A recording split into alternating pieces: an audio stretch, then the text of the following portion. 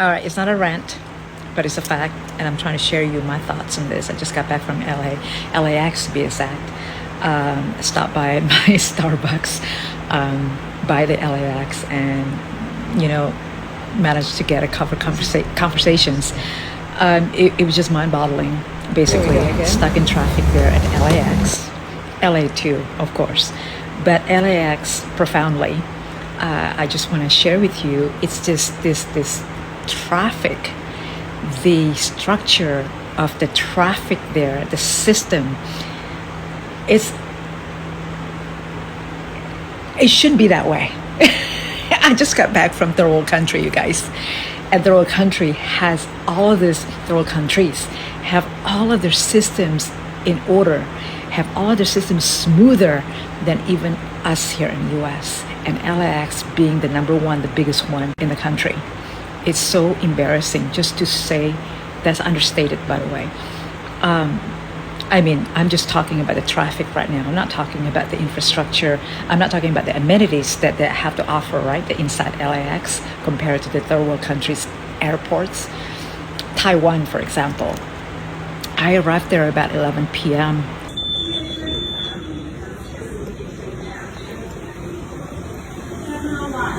All passengers, please arrive.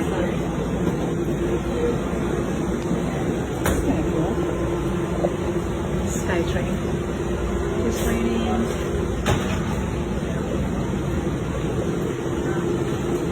Uh, 11:30. Smooth as it can be. Of course, it's the middle of the night, Nicky. I understand, but there was a lot of arrivals at that time too. And then the airport, and I documented it, by the way. The airport were heavy in traffic as well. I can see it from the sky train above. And it was raining. So on top of all of the traffic and everything, just like LAX today, this morning, on a Monday morning, LAX, and it's congested back to back. People don't know how to drive, of course, and then people cutting in lines and everything. The same kind of thing, the same kind of headache. But going back to LAX traffic, my point is this. All these politicians always asking for funding. We're gonna get a better improvement projects for LAX, which they have started the project and they're still undergoing the project. But it's embarrassing. It's like, does it benefit us? No. Where are exactly that you guys? What exactly that you guys did? Yeah, shuttle us, the arrival people to go to, I don't know, so many miles away, and then just to drop them off, to go to Uber, to go to the pickup stations kind of thing. And there's no sign, there's no nothing, because when I discovered that, I think it was 3, 4, 5 years ago, I got off the plane and I'm like, where am I supposed to go? I'm supposed to pick up, get on this Uber, and then I found out from the people nearby, it's like, oh yeah, you need to get on this shuttle bus. And I got on the wrong shuttle bus because I didn't know what to do. I thought it was parking lot C, right? No. There is a specific colored blah, blah, blah.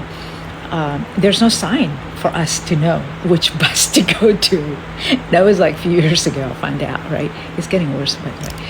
And over there, you're supposed to meet up with your, whoever that picks you up, the Uber driver or the, what's the other one, Lyft, and then services like that. And that's just horrible. Going back to traffic at LAX, it's just take an evaluation review, like on a day basis. What is the rush hour? How many flights that arrive on the exact time, the exact hour, within the hour? And what are we expecting, the kind of traffic? What kind of, how many, you guys know, calculate how many cars that pass through, all of this Terminal 8, 1, 2, Bradley, and then all the way down. Because it's almost like when I look at this, it's like a huge freaking loop.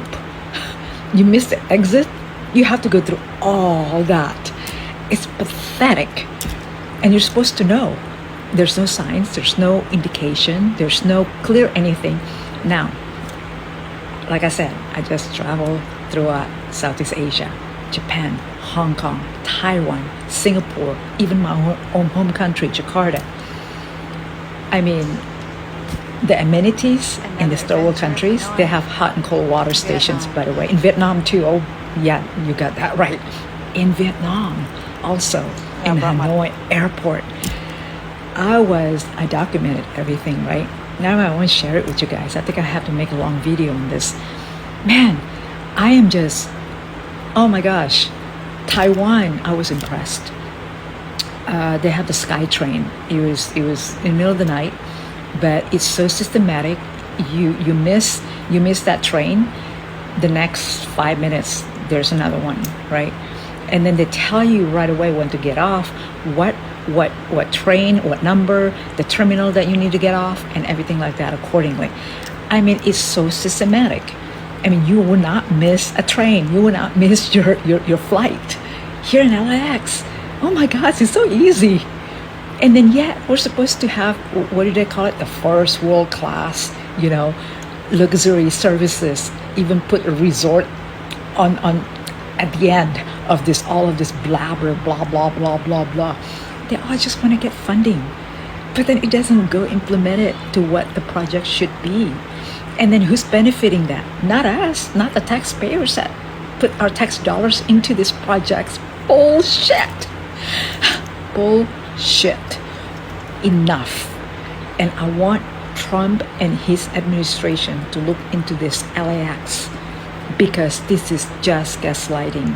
There's a huge project. I sat in I don't know, 5 years ago, I think, at this breakfast Chamber of Commerce in LA. Invited the guy that's supposed to lead this project at LAX. He showed us the blueprint. It's nothing like that. I mean, I drop off my son. I traveled through LAX, and I hate it, by the way. I'd rather do Burbank Airport, which is much easier, but then they don't have options for flights over there, by the way, or San Diego, but it's, distant-wise for me. I'm just saying, you guys, this is gaslighting 101, and I hope that Trump administration, whoever that's listening to this, will look into it. I don't know who would, Department of Transportation, I really don't know, but whoever that stopped, that caught on that high speed, somebody's calling me, that high speed rail, you were on point on that.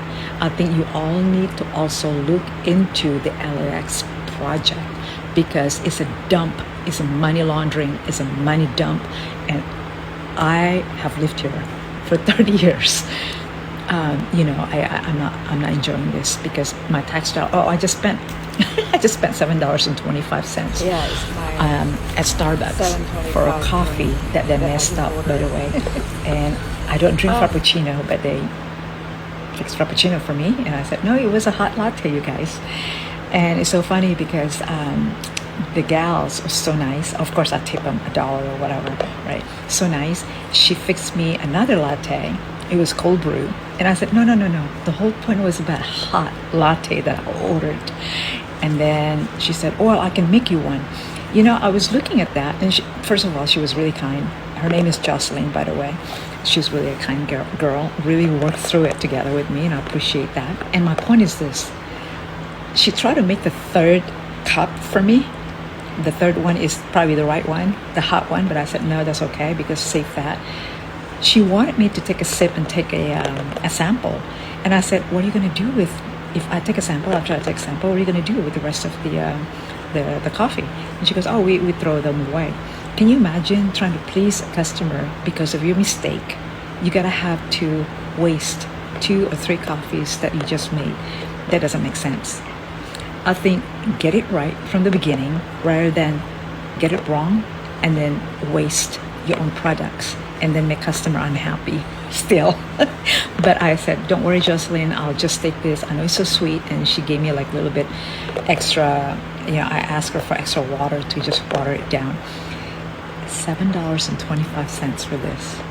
For the order that I didn't order, for a coffee that I didn't order. But it's okay, guys. It's so sweet. Oh my gosh. I don't drink Frappuccino, by the way, just so you know. But I appreciate the oat milk that she didn't mess it up. Going back to LAX, it's not a rant. I wish that Trump administration will look into this, because there's a huge hole in that project. And I save this post, save this video, because I know I'm right on this one. All right, guys, stay well, stay happy. Yes, I've lived here for 30 years. I don't like this part. I love everything else, but not this part. The gaslighting part, the overpriced part, the part that costing us and us footing the bill for everybody else that haven't put a single dime to the system. The $25 the $25 sandwich. That's the two sushi all you can eat for 100 and what is it, 20 something dollars, 120. That's including the tips for two people. I'm not renting, but the cost. Oh, and another one, rental, $3,500 for one bedroom, one bath, bachelor pad. Yeah, somewhere in Woodland Hills. It's a nice area, you guys. It's just right there at Warner Center. But there are a lot of places that you can find gems, obviously. But if you're gonna try to find quality, price at the same time, don't be disappointed here in LA. It used to be okay. It used to be that you can find all these gems, but you just have to look through with a lot of stuff. But majority of what you can find here, that you will find here, are a bunch of inflated fluff, and we're just going to be disappointed as a customer. We're paying more basically and receiving less what we paid for. There's not the value that we deserve. So anyway, not renting, just sharing facts. Okay, stay well. Nicky there. Not to mention $65 for just get a gel manicure set. Yeah. Unbelievable. LA County. Unbelievable. Because all of these moms and pops and small business owners, they have to jack up the price, 300, 500% to stay afloat themselves on a survival mode themselves, all these business owners. And then the tips, oh my gosh, the tips, you're being forced to give them tips. I'm right on this one. You guys agree. So yeah, if you cannot afford to go out, and then you can afford even the tip after your dinner bills, lunch bills, then don't go out, because it's gonna be just so disappointing. That's all I can say. But if you go outside the United States, or even outside LA or outside California, I think you'll be fine. But even more so, you'll be much happier when you do travel outside the United States. That's all I can tell you, because I'm a traveler. I know these things. All right, guys, take care. I'm gonna sneeze. I'm in. All right, take good care of yourself. Who else will? You do. So you're supposed to take care of yourself. All right, bye now.